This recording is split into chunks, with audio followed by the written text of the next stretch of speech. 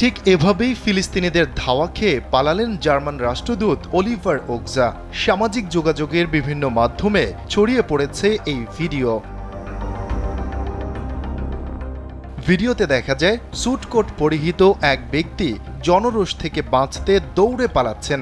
তিনি আর কেউ নন, ফিলিস্তিনে নিযুক্ত জার্মান রাষ্ট্রদূত, যিনি প্রাণ ভয়ে দিলেন এমন দৌড়।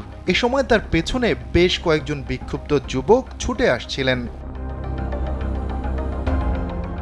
ইসরায়েল গাজায় যে ধ্বংসযজ্ঞ চালাচ্ছে, ইউরোপ থেকে তার সমর্থন করছে জার্মানি। ফলে দেশটির রাষ্ট্রদূতকে বাগে পেয়ে এমন ক্ষুব্ধ হয়ে ওঠেন ফিলিস্তিনি শিক্ষার্থীরা। যমুনা ইস্তি, the goodness of purified air. আমার বাসায় এনেছি যমুনা ইস্তি, আপনি কিনছেন তো? মঙ্গলবার পশ্চিম তীরের ফিলিস্তিন জাদুঘরে এই ঘটনা ঘটে। এদিন জাদুঘরটি পরিদর্শনে গিয়েছিলেন ফিলিস্তিনে নিযুক্ত জার্মান রাষ্ট্রদূত অলিভার ওকজা। মাইক্রো ব্লগিং সাইট এক্সে প্রকাশিত কয়েকটি ভিডিওতে দেখা যাচ্ছে জার্মান দূতকে পেছন থেকে ধাওয়া দিচ্ছেন ফিলিস্তিনি শিক্ষার্থীরা। ওই সময় তারা বের হয়ে যাও এমন স্লোগান দিতে থাকেন। তাদের ধাওয়া খেয়ে জার্মান রাষ্ট্রদূত দৌড়ে গিয়ে তার গাড়িতে উঠে পড়েন। এরপর তার গাড়ি লক্ষ্য করে ইট পাটকেল নিক্ষেপ করেন সাধারণ শিক্ষার্থীরা। গেল বছরের ৭ অক্টোবর ইসরায়েলের বিভিন্ন অবৈধ বসতি লক্ষ্য করে হামলা চালায় গাজার স্বাধীনতাকামী সশস্ত্র গোষ্ঠী। ওই দিন থেকেই গোষ্ঠীটিকে নির্মূলের নামে গাজায় গণহত্যা শুরু করে তেল আবিব।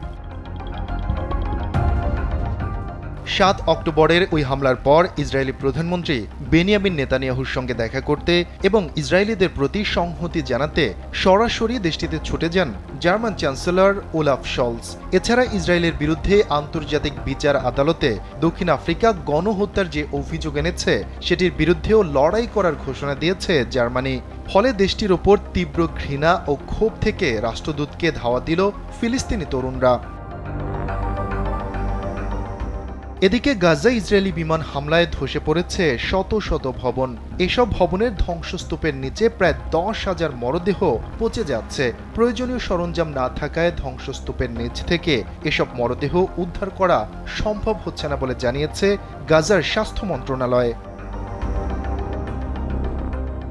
ধ্বংসস্তূপের নিচে পচা এসব মরদেহের কারণে এখন রোগবালাই ছড়াচ্ছে বলেও জানিয়েছে গাজার স্বাস্থ্য মন্ত্রণালয়। তারা মাইক্রো ব্লগিং সাইট এক্সে এক পোস্টে জানিয়েছে, ধ্বংসস্তূপের নিচে অব্যাহতভাবে জমা হওয়া কয়েক হাজার মরদেহ রোগবালাই ছড়ানো শুরু করেছে। বিশেষ করে গ্রীষ্মের গরমের তীব্রতা বাড়ার কারণে মরদেহগুলো দ্রুত গতিতে পচে যাচ্ছে। শফিকুল ইসলাম শান্ত, কাল বেলা ডেস্ক।